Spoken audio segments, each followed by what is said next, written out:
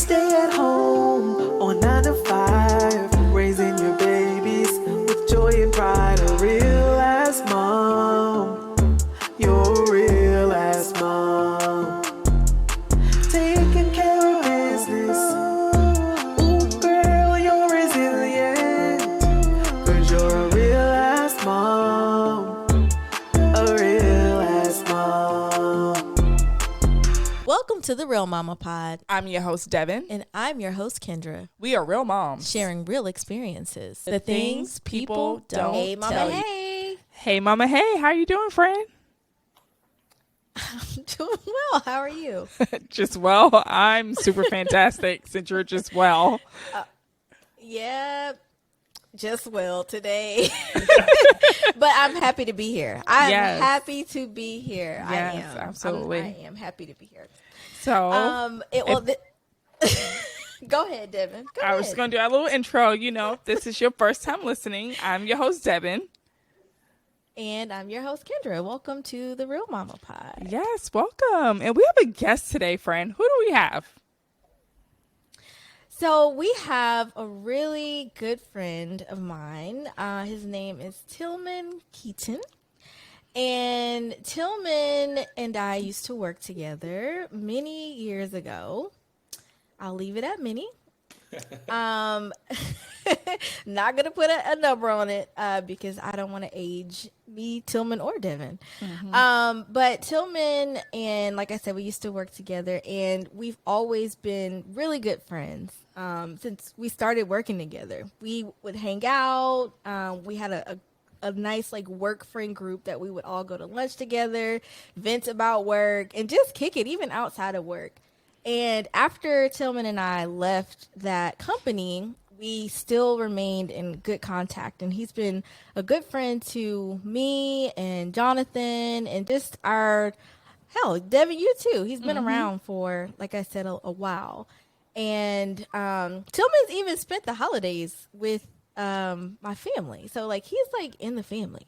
But aside from being a good friend, Tilmon is also a very successful young man in the Los Angeles, California, actually, area. And he's also an author and a podcaster. Mm-hmm. And he is the host and essentially the owner of this podcast. It's called It's Gonna Hurt, But It Won't Kill You. Mm-hmm. And it's based off of this book that he wrote. And we're going to talk a lot about what's in this book because this conversation is going to be good. It's going to be deep. But we're going to get through it, and I'm excited. So, Devin, do you want to share a little bit about what we're going to talk about with Tilmon? Yes. So Tilmon is very open about his past, his present, his future. Okay. Very well spoken. And so, as you all know, at the Real Mama Pod, we are very intentional with some of our episodes. And so, as you all know or may not know, October is Depression Awareness Month. And Tilmon has been very open with his journey with depression and how he's healing himself and others. So we really wanted to dive deep with this conversation with him because a lot of times we don't hear African-American men talk about their journey with depression, talking about those things that's really bothering them or getting them down or may not even feel like they have a voice. So we really want to talk to Tilmon to give us some perspective in that area and help us learn how we can be a part of that community as well. So Tilmon, welcome to the show. We're so happy to have you. I appreciate the invitation. So, of course, we have a lot of questions for you, Tilmon, okay? So we are going to get started because I know our listeners are very eager to hear this as well.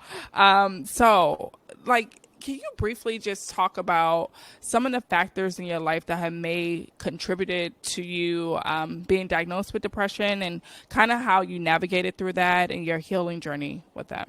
I know that's kind of a lot. Oh, geez.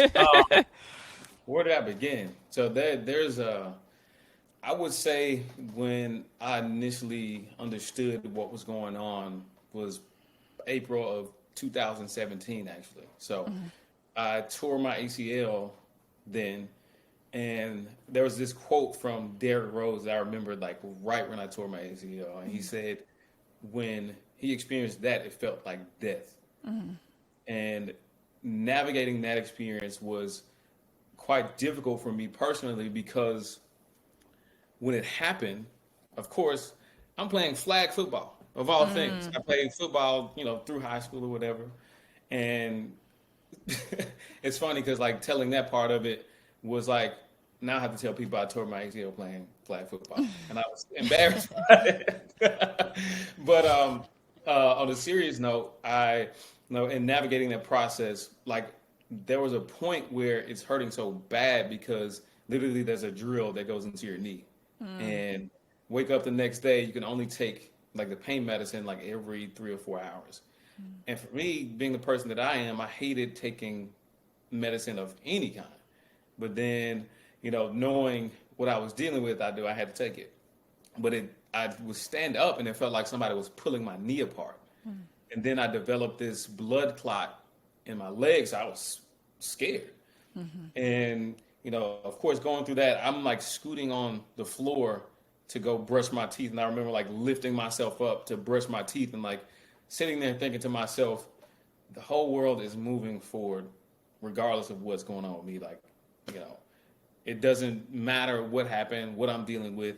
And that was also a moment when I thought to myself, like, this is real.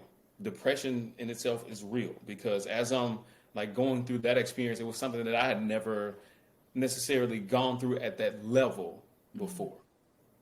Fast forward to 2021, there's like a ton of stuff happening, obviously with COVID, and we decided to go back to Memphis for a little bit. Goal was never to be there forever.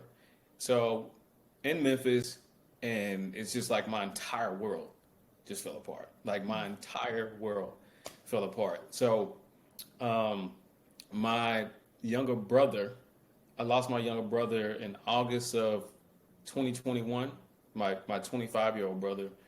And then, actually before that, I lost an aunt, and then my older brother got locked up in June of 2021. So June of 2021, my brother gets locked up.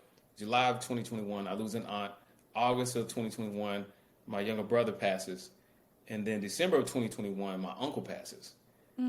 Following that, February of 2021, my 3-year-old niece ends up in a car accident and nearly loses her life.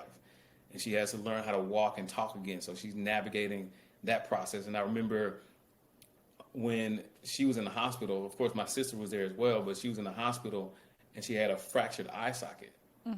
And of course, they didn't know as a 3-year-old how she's going to come back. And so I'm literally watching my niece go through this experience. But then 3 weeks after that, I lost my second brother. So within like a 7-month period, it was, well, technically 8 months with all of that stuff. It literally just happened overnight. And I look up and I'm like, now I'm not married. I've lost 2 of my brothers.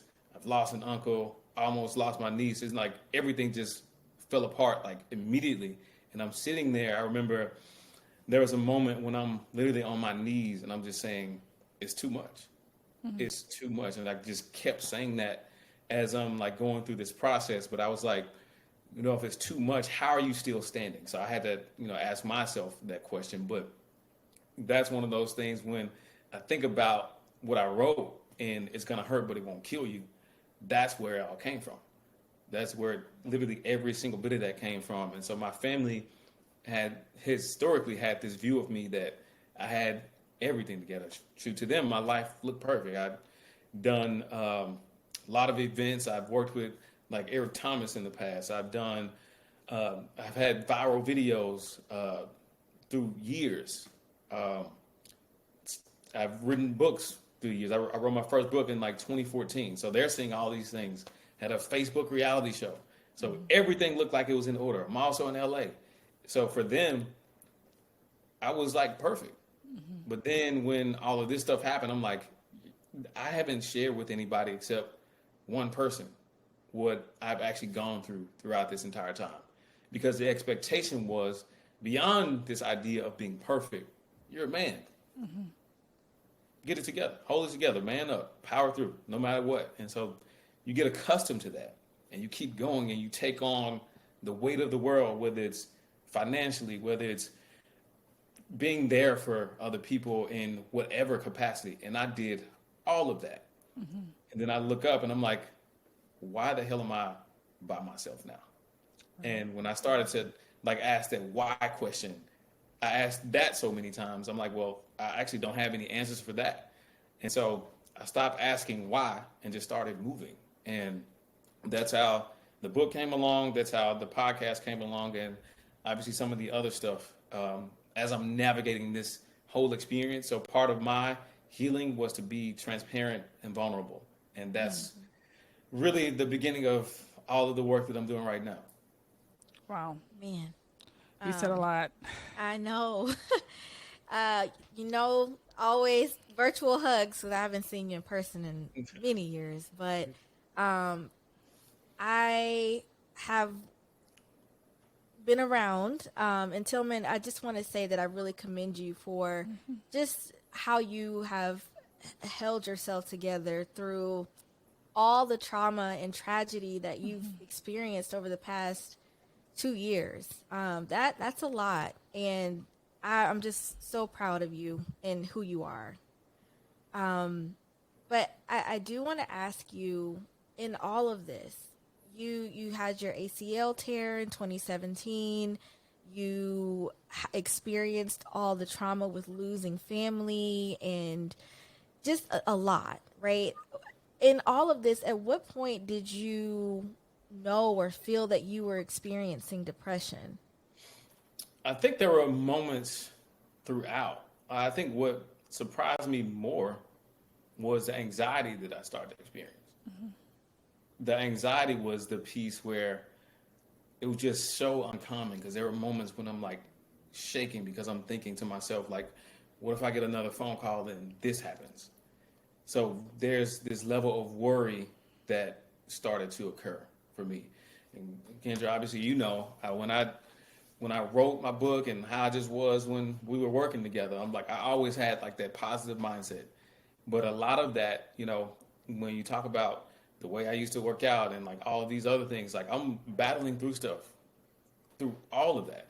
Because there's historically things that have happened within my family, never leading to death of any sort. But when I really realized it was probably when I lost my uncle. Because within like that 6 months was like all of these other things. So when I really realized that's what it was, I lost my uncle. And I remember because we took a trip to St. Martin with like a group of friends, and I'm sitting there thinking to myself, my whole world is different now.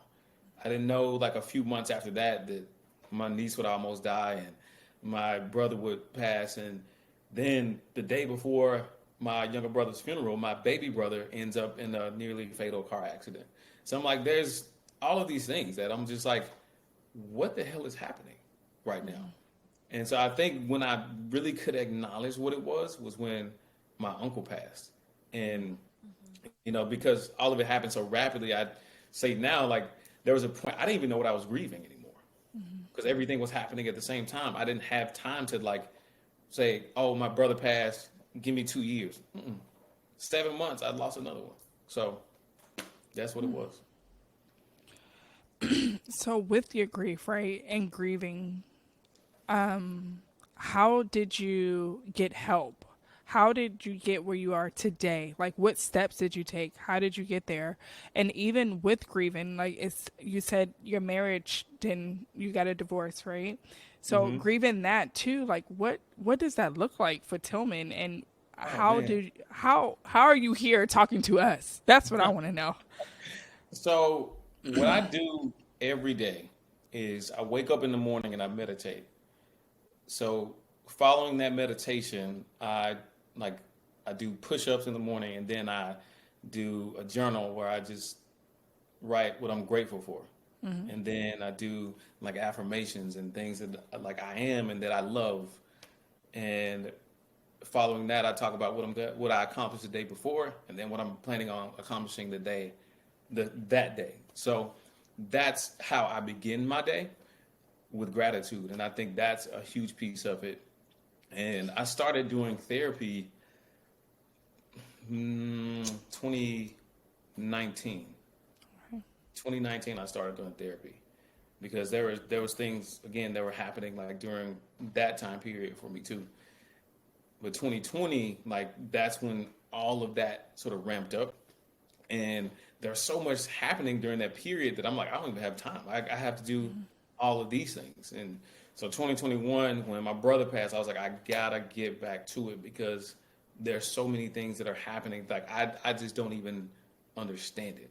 And so for me, it's like the meditation, gratitude, um, actually, sharing this story with other people because I think when, or at least when I think about it, my father told me years ago, he said, God will never give you a test that you can't pass. And I could laugh about it now because I'm like, man, I didn't ask for any of these tests. Like this test is way tougher than I could have imagined. And it's funny because I see things that I wrote 10 years ago, and even to the day, it speaks to what I'm going through. So coupling all of that with writing and just navigating these experiences, within the book, I talk about a few different things. I talk about the history to understand how we got here. I talk about the hate because there was a point where I was just so upset with God that this could possibly happen for me. Then I talk about the help, which includes the therapy piece, which includes like the people who have reached out to me, have connected to me to ensure that, during this process that I'm okay. And then I talk about the healing, which to me, the healing is ongoing. That's something that you have to continue to work on. So one of the things that my father told me, he said, regardless of what it is, you have to take it day by day. And I remember I had a conversation with him and I said, Dad, I'm tired.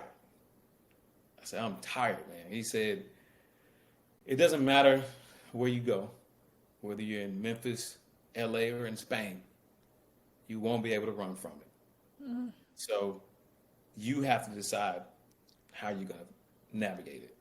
And after the conversation with him and several conversations with him, which is funny because I tell people now that when I call my dad, it's literally I'm just talking to myself. I need to hear somebody else say it because we also have the same name. And from a spiritual perspective, I've looked at him for guidance throughout my life.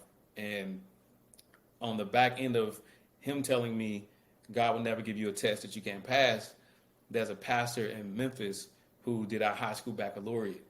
And he said, God doesn't call on the equipped. He equips those he calls. And so my dad also knows that.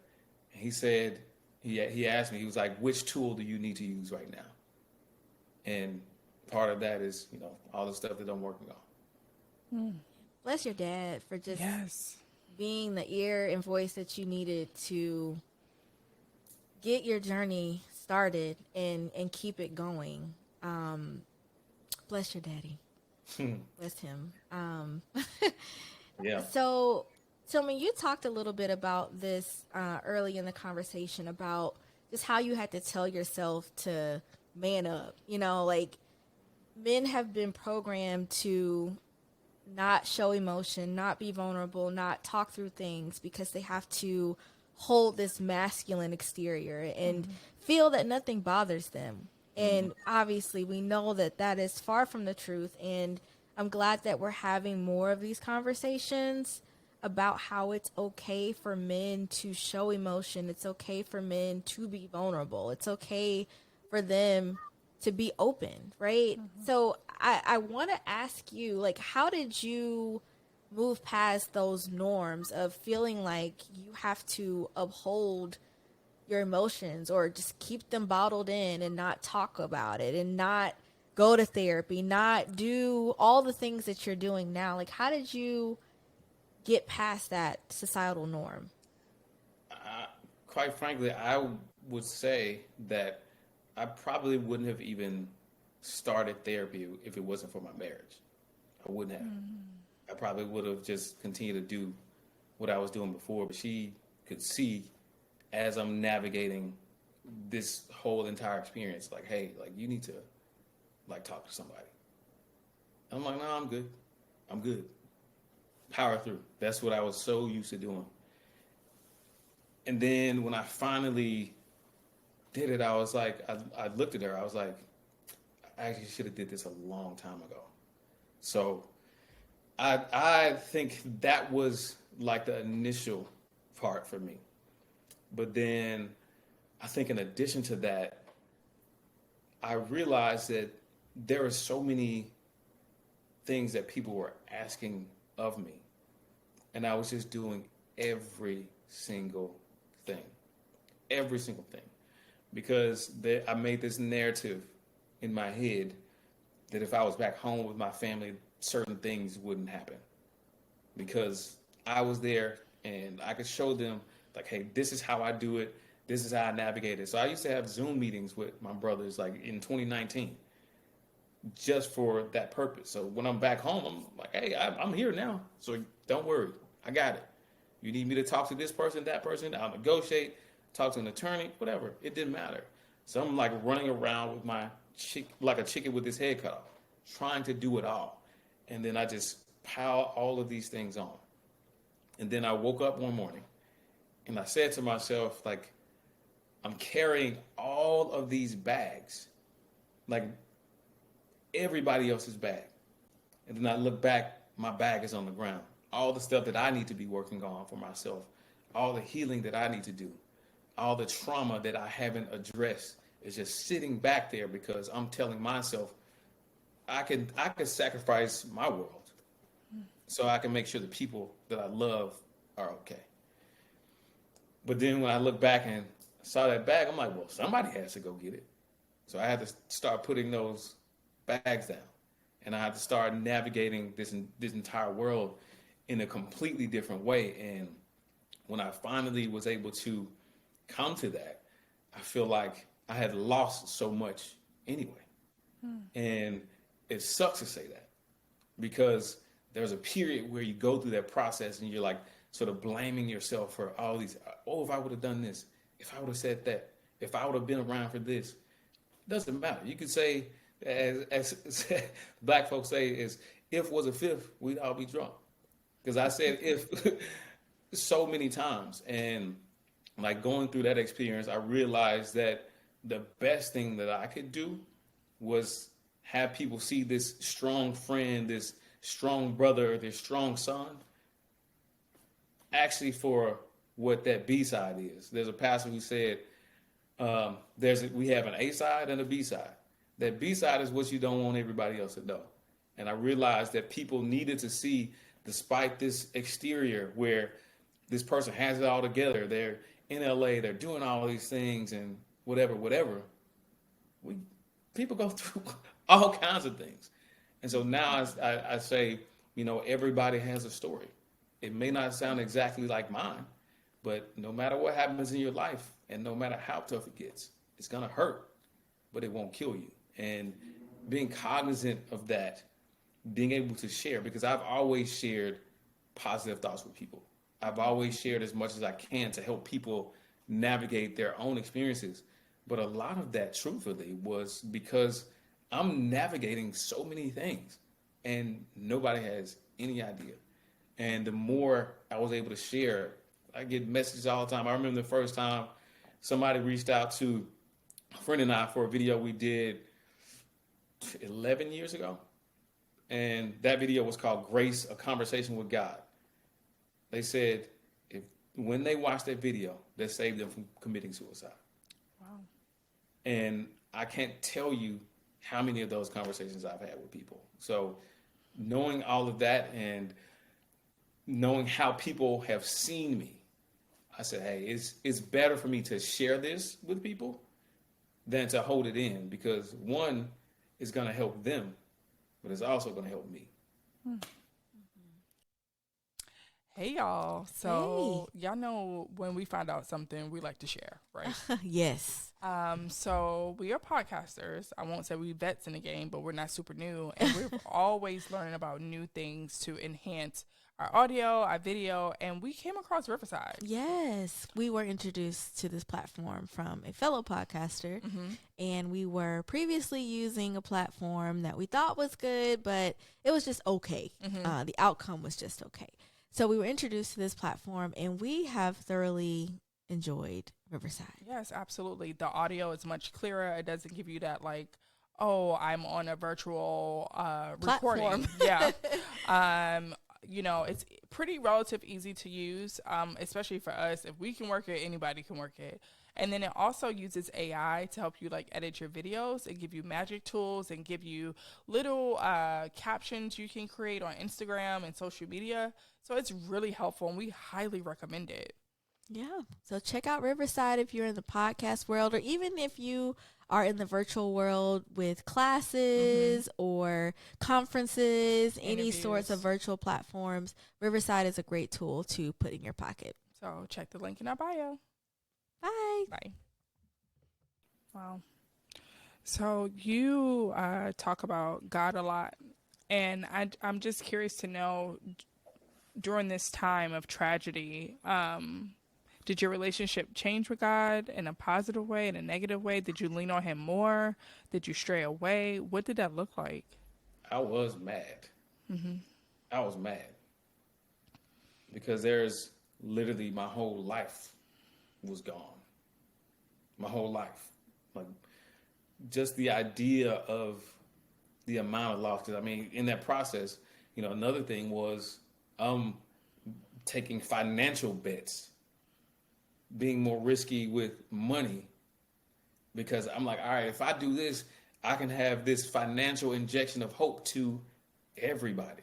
Because now I'm not only making more money than I was making before, I feel like I can help more people. But the way I navigated that, even now I could say it was just a horrible, horrible idea. Because I knew even in the back of my head, like there's a 1% chance this works. But because I stopped caring about what was going on with me, so I do it anyway. So like being cognizant of all of those things, I'm looking up now and I'm like, man, a lot of this, I can only look at myself in the mirror and say like, hey, if you did that this way, you had to understand like what the consequences could be. So I spent quite a bit of time being upset with God about a lot of things, because like to lose at that level, I just couldn't understand, like for me, how one person could lose like that. But then I also was mindful of the fact that I didn't just go through this. My family went through this too. My niece almost passed, but that's my sister's daughter. And my dad lost his brother, and he lost his sons. My mom lost her sons. My brothers lost their brothers. My sisters lost their brothers. So just looking at it in that way, I think all of us had extremely unique circumstances during this. Because, you know, now I look like my nephews and my nieces, and I'm thinking, okay, well, how are you going to deal with this? So for me, part of like showing up is like knowing, like my nephew, he both of my nephews, well, two of my nephews will like watch everything that I post on Instagram. And so they joke with me and they're like, why does everything you do have to be motivational? My 8-year-old and my 11-year-old nephew. But I think about them in the way that I thought about the uncle that I lost.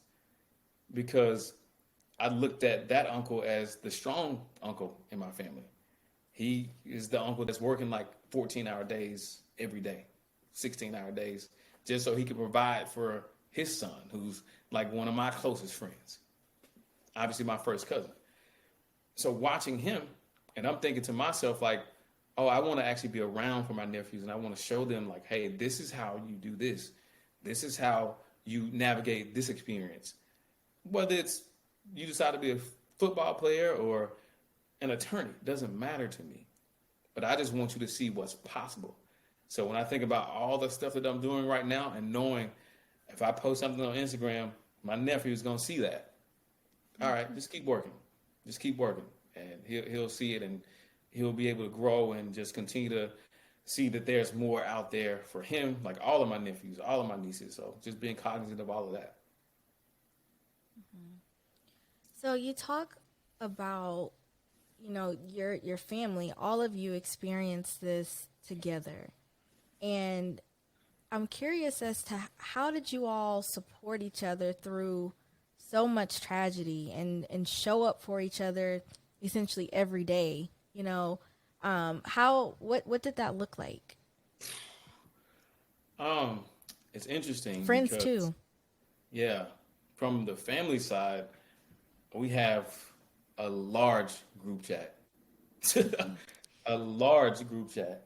And there's a few of us who've had different responsibilities than other ones.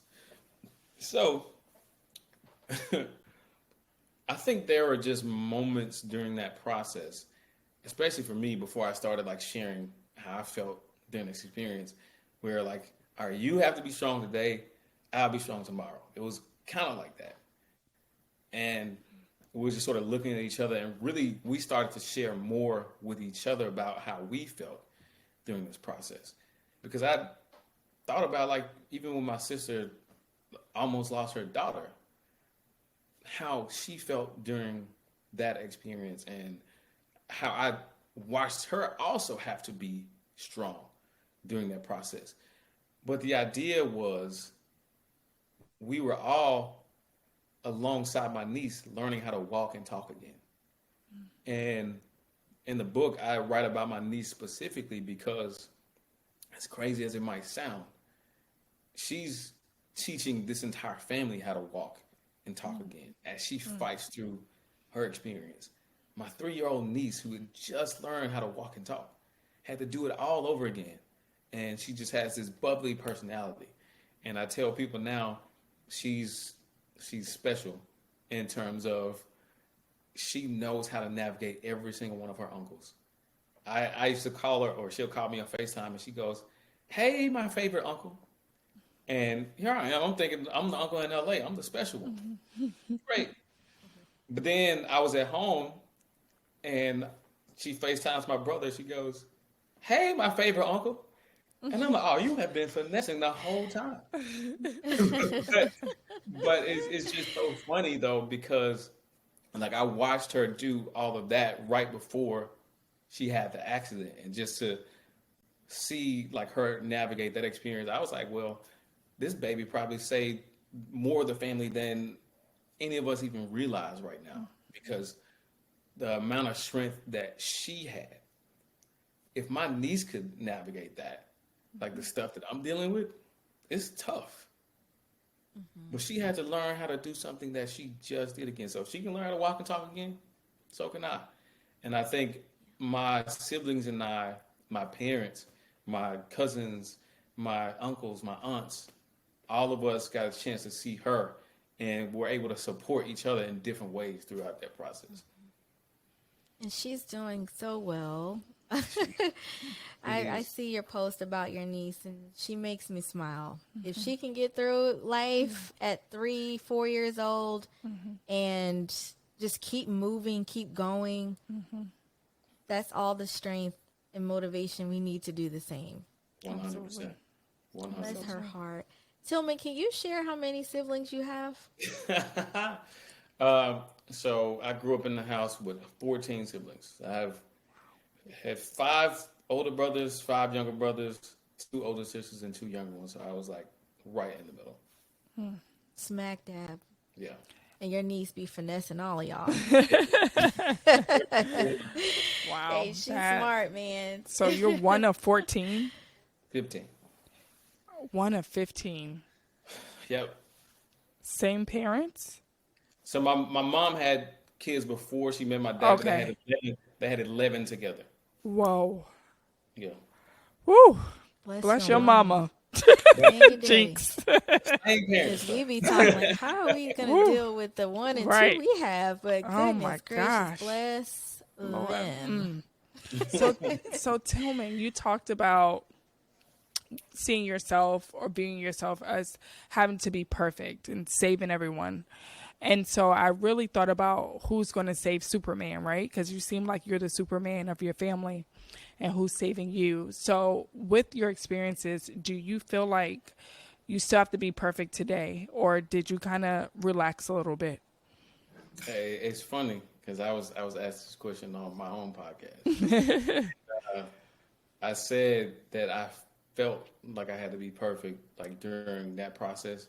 But one of the things about it, like my oldest sister who is in the army, she works at the Pentagon, and like what I was trying to do for her during this whole process was like also take weight off of her because there's a lot that goes in her direction. There's a lot that goes in my dad's direction. There's a lot that goes in like my older brothers, their direction. So I was like, well, me being in the middle, I can navigate both sides of this, the seven older ones and the seven younger ones. So like I'm taking on like all sorts of responsibility.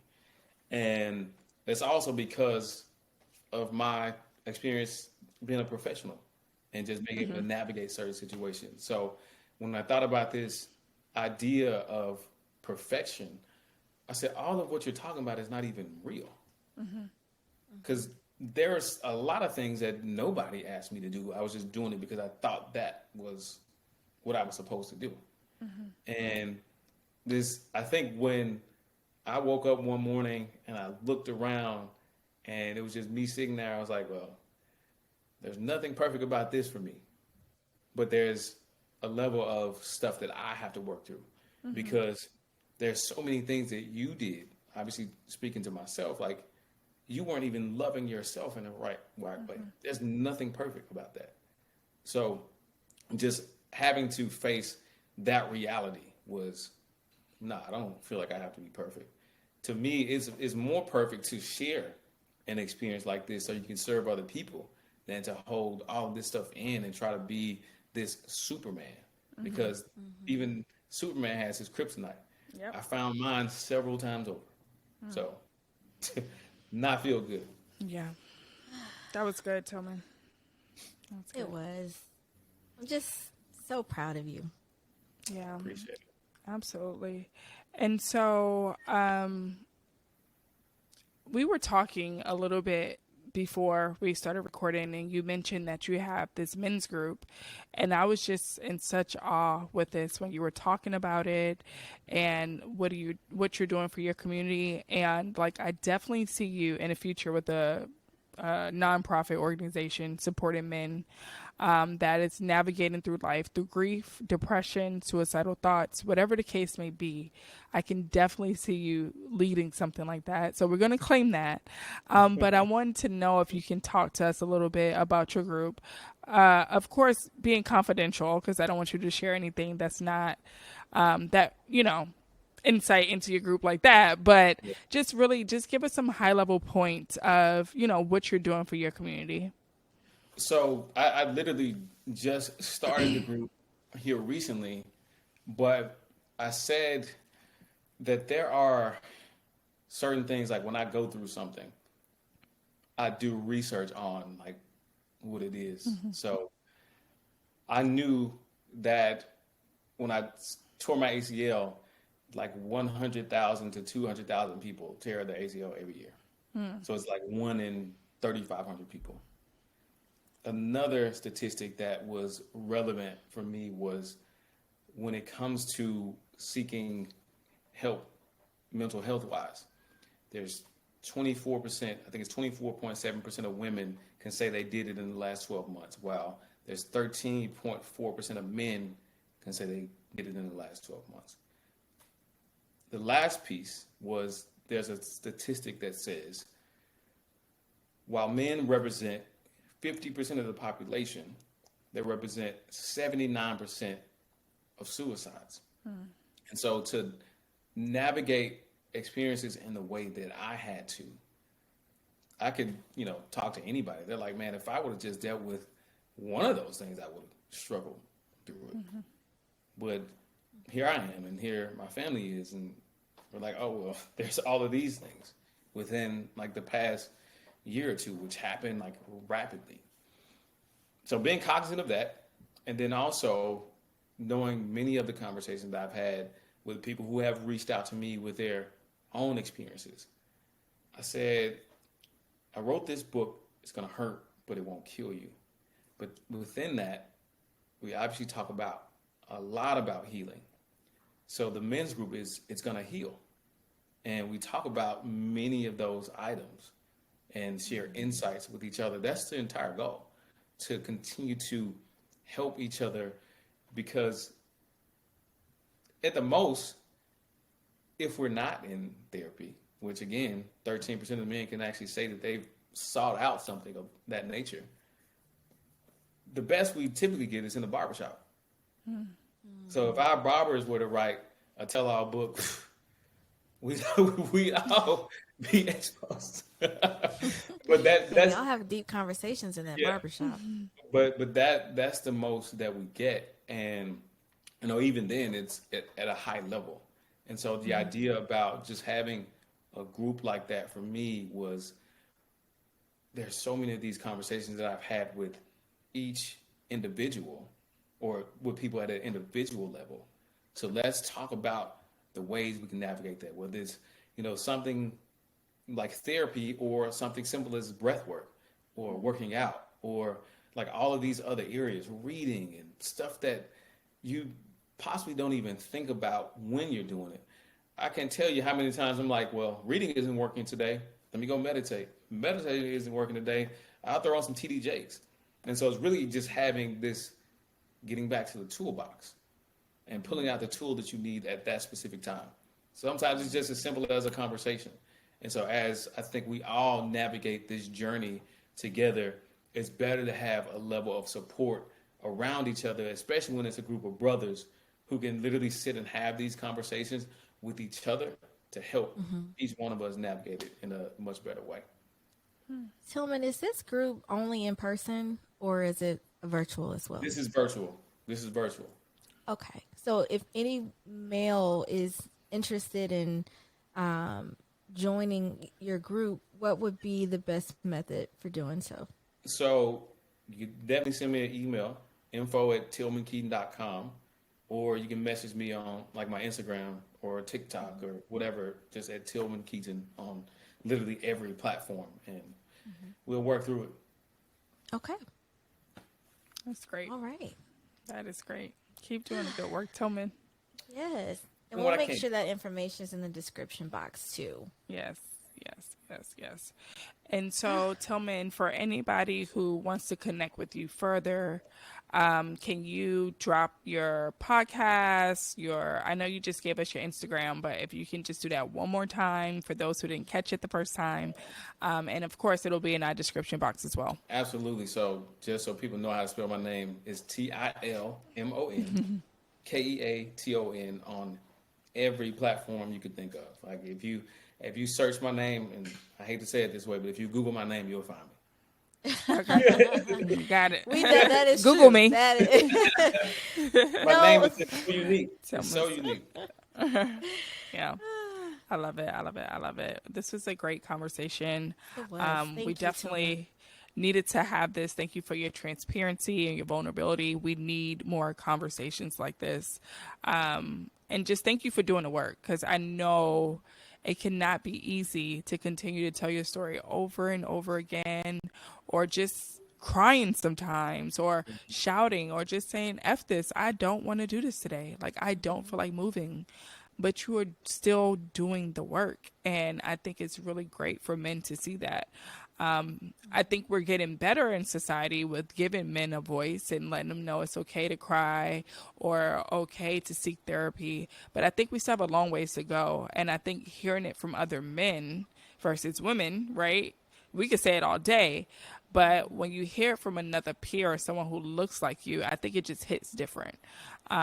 So definitely just keep doing it, because we need you. We appreciate you. We love you. And we see you. We definitely see you. So, and I know others are too. Yes.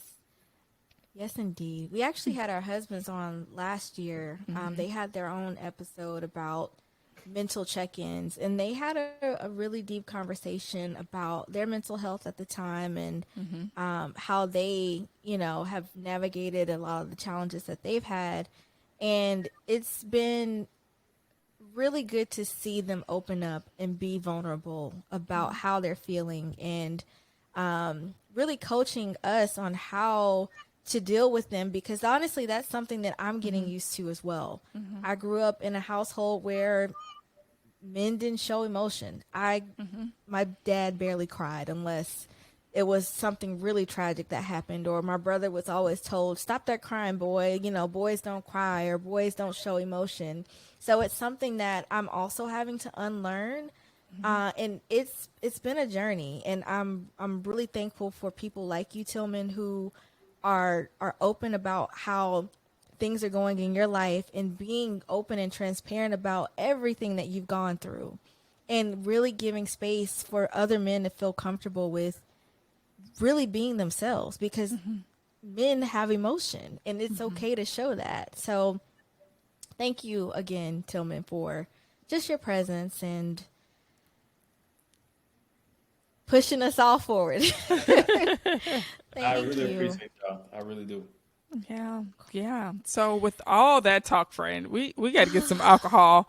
I'm Man, I'm still I not low-key wish I drinking. had a real drink with me Right. today. But so we don't have mama juice today. What we have? We have uncle juice.